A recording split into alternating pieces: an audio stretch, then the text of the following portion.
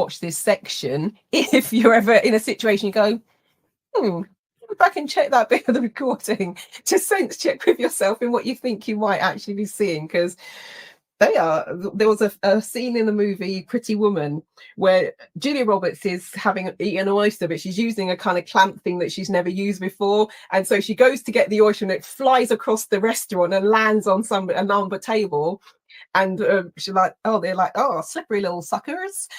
That's actually the way I see the narcissist, because when they feel you coming for them and you get the game, they're going to slide into something else.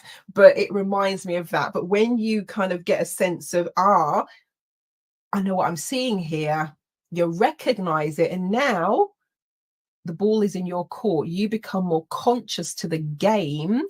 And now you're going to make a decision. Am I going to play this game, or am I out? And am I going to stay on the sidelines and let them carry on doing whatever the heck it is they're doing? And just before we have a quick break, just a few signs that potentially, again, this is not the exhaustive list, but some of the signs that you might have been trapped into this web. Low self-esteem.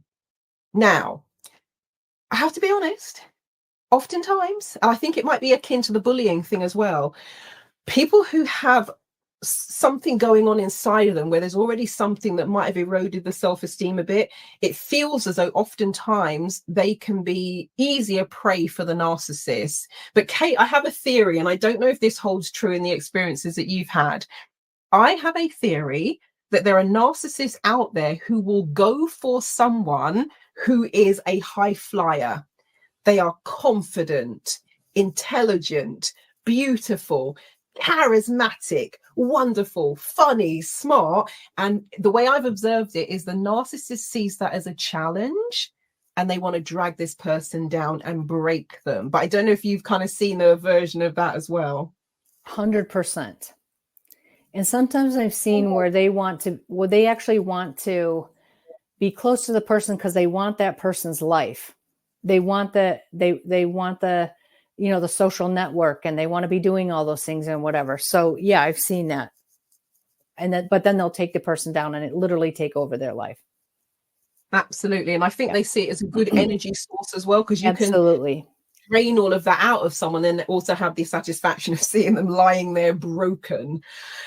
So yes, it's very interesting, but it can erode your self-esteem. You might then start feeling worthless, where you are second guessing yourself. You're confused. You have emotional disorientation. It's like call it like you're being punch drunk. Now, I'm not a fan of boxing. Unfortunately, the one boxing match we all sat down to watch in the 1980s, I think his name was Michael Watson, I believe, UK boxer, did not end well, and it just put me off for life. But they talk about being punch drunk, when people keep just coming at you, you're emotionally disorientated. As probably say, you don't know if you're coming or going. Enforced isolation. The reason I say that is you might want to go out and do things. You might want to have connections. You might want to speak to your family, your friends, your co-workers, etc. But gradually, they close you into a little box. So it's not your choosing that you're no longer going out, but suddenly then it becomes your choice, because they probably also convinced you that your friends and your family think you're this, that, and the other anyway. And they'll turn you against the people that actually care about you and love you. Because again, if you've got people that would talk some sense into you, that's the last people they want you to be with.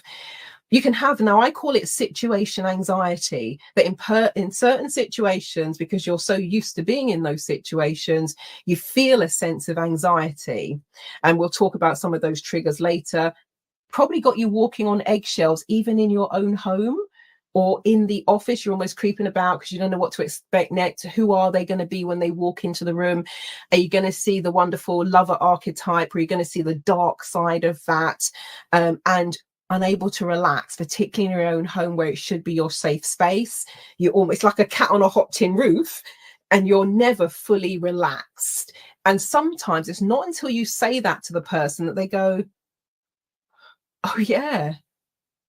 And they realize that when literally they're more relaxed in the supermarket doing their grocery shopping than they are in their own home. So again, you might recognize 1, 2, 3 of these. You might recognize all of them, but it is literally like you're living a hollow existence, which isn't just of your making, because, as Kate has said many times, that demon is also there sucking the life out of you and leaving you empty and leaving you feeling hollow. And then that comes onto the psychological effects. I actually say it's like a form of PTSD. You get flashbacks, you can get triggers. People often, well, pretty much always have trust issues. Number one, can't trust other people because this person presented as wonderful and you were sucked in and you maybe fell for it. And now you see the monstrous side of them. You're like, oh my God, how could I not have seen this before? Well, you couldn't see this before because these people are tricky. We're back to the slippery little suckers. And people start not trusting themselves. You don't trust your own judgment because you're like, well, hold on a minute. If I allowed myself to get sucked into this, what else could I allow myself? How did I not see it? And then you turn on yourself. Definitely difficulty setting boundaries. And again, that's not just you, it's because they don't want boundaries. So they're going to make it extremely difficult for you to have any. And then there's that loss of identity where you don't even know who the heck you are anymore. You don't recognize yourself. You can't think straight. You can't see straight. Your head is all over the place.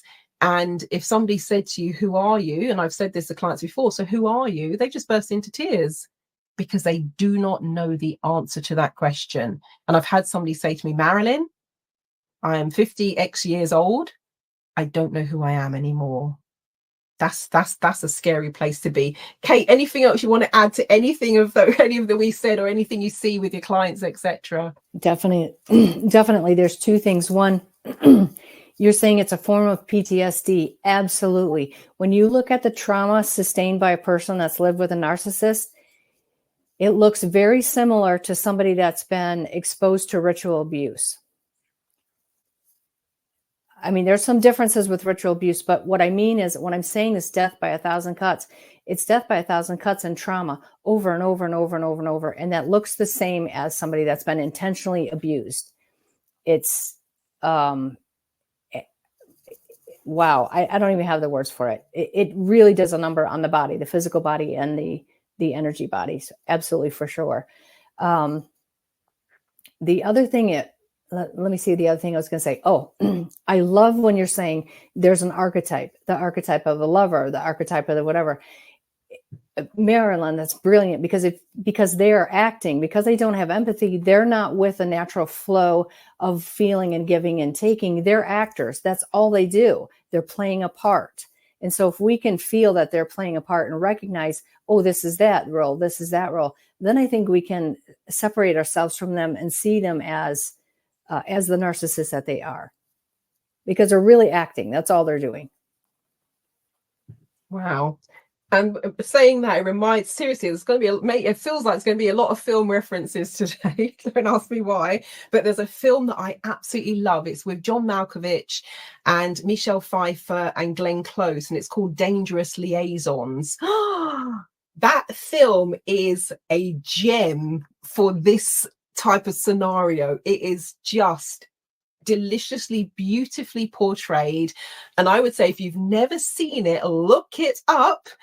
And I'm not going to spoil the end, but the tables turn at some point, but it is just such a good film. But it encompasses all of that, and you can see it's an act, because they're calculating their next move and how they're going to take that innocent archetype down. I'm not going to say anything more than that because I don't want to spoil the film for you.